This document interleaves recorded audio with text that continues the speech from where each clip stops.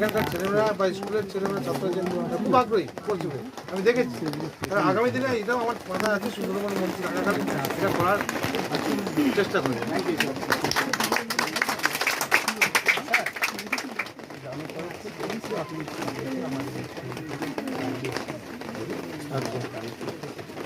গ্রামের জানিস কালকে তোমার যদি কিছু বলার থাকে জানাতে পারো।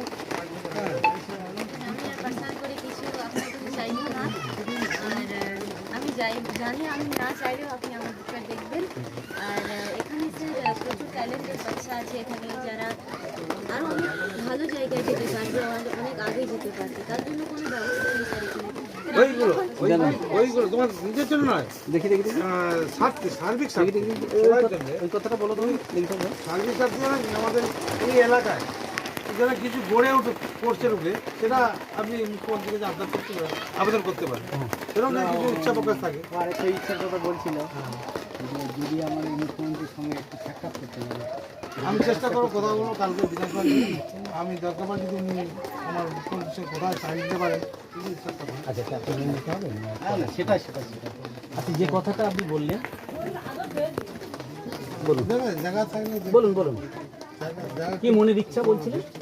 আসলে আমি প্রচণ্ডভাবে চাইছি যে আমার মতো আমার এই গ্রামে প্রচুর যে বাচ্চা আছে, বড় ছোট অনেকে আছে, প্রচণ্ড প্রতিভা আছে ওদের মধ্যে গ্রাম অঞ্চলে। হ্যাঁ, আমি যখন বাড়িতে আসি তখন এখানে আমি ট্রেনিং করতে পারি না, আমি বসে থাকতে হয় বাড়িতে, বৃষ্টি হচ্ছে, কাদা হয়ে যাচ্ছে রাস্তা, সেই হিসাবে প্রচণ্ড প্রবলেম হয়।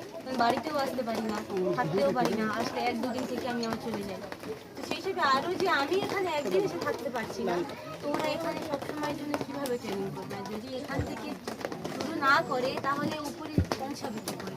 এখানে এই ব্যবস্থাটা করা হোক, এখানে ট্রেনিং করতে পারে বাচ্চারা, একটা একাডেমি, একটা ভালো গ্রাউন্ডের ব্যবস্থা করা হোক। পার্সোনালি করে আমি নিজের জন্য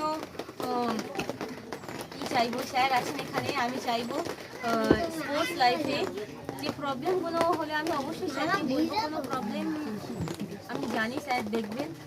আর সিচুয়েশান তো এখন যেহেতু ব্যাঙ্গালোরের সাইটে আছি, ওখানে হস্টেলে আছি, ওখানে ট্রেনিং আমার কোচ অশ্বনী ম্যাম, তো ওখানে উনি ট্রেনিংয়ের দিক থেকে প্রচণ্ডভাবে হেল্প করেন আমাকে, টেকনিক থেকে সব কিছু দিক থেকে, মাইন্ডসেটের দিক থেকে, অর্থনৈতিক দিক থেকে পরিবার যতটা আমাকে পারে ততটুকু হেল্প করেন। মানে আপনার মনের ইচ্ছা যে গ্রামেগঞ্জে একটা প্রতিষ্ঠান গড়ে উঠুক, যেখানে গ্রামেগঞ্জের মানুষ তাদের ছেলে